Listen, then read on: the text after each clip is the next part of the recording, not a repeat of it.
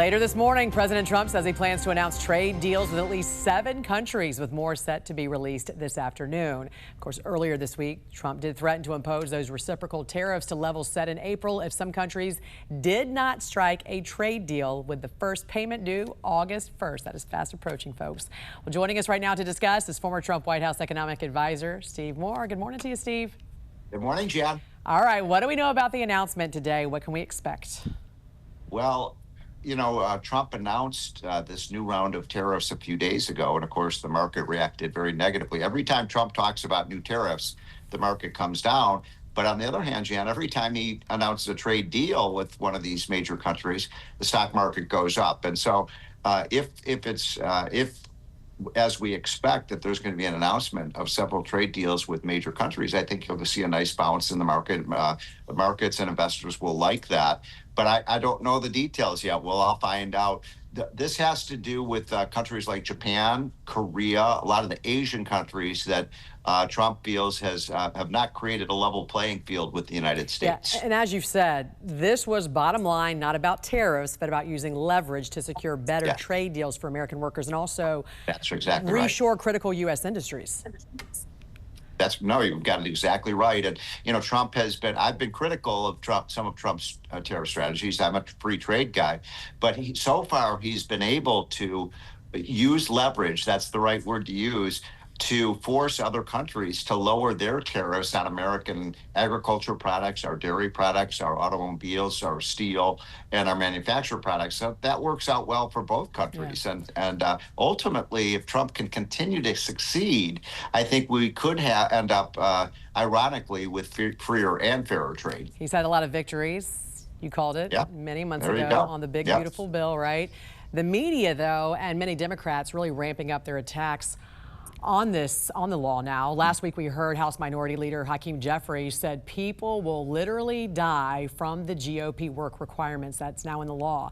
So what does history tell us, Steve? 30 years ago, when Bill Clinton and a Republican Congress began work requirements for welfare recipients, we heard the same thing back then.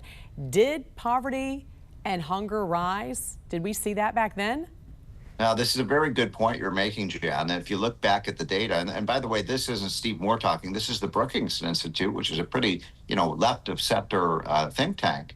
And they did the definitive study on work requirements, and they found that they were very effective. You can see on the screen there that people, this was the poverty rate, and the poverty rate fell after we put these work requirements in place, because why, Jan? The people on welfare got out in front of the TV, got off the TV, got off their computer games, and went out and got jobs.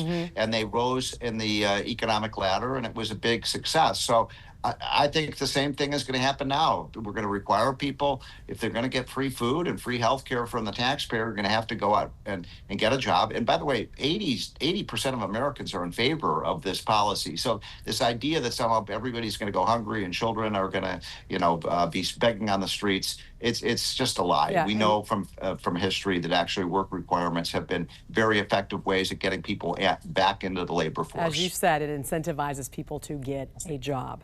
There you go. A moving company out with its report on the top 5 states residents are leaving the fastest. So let me get this straight here. We got New Jersey, Illinois, New York, California, and Massachusetts. Steve, what do all those states have in common, and where are these folks moving? So what they have in common clearly is these are the highest tax states in the country. You're talking about New Jersey, California, my home state of Illinois, New York, and it's sad to see these once great states really losing residents. And you know where they're going, Jan. They're going to Texas. They're going to where I'm today, Tennessee. They're going to states like Florida. And then the mountain states are doing very well too. Utah and Montana. I saw West Virginia. Are the fastest growing states. So there's been a real migration out of those blue states into the red states. And this is important because we got a big mayor's race coming up in New York City, America's largest city, and you got a socialist who's running and saying he's going to raise taxes. I don't think that's the solution to New York's problems.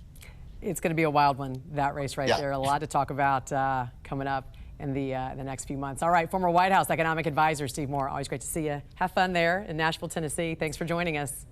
Thank you, Jan.